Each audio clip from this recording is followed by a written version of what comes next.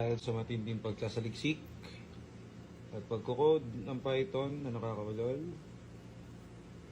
nagawa ko na ng paraan. Check natin. Bang, auto login.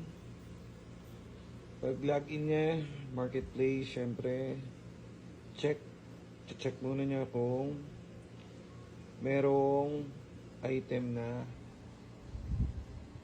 ganon dun sa listing. Ngayon, kung pag wala, automatic kikreate na siya ngayon ng new listing. Dapat. Yun. So, dahil wala yung item, kikreate niyang bago. Pak. Save and picture, category, tools, condition. Yan, description. Location. So, meron akong 200 bot na account. So, siguro pag ginamit ko isa-isa to sa VMware, paldong-paldo ko.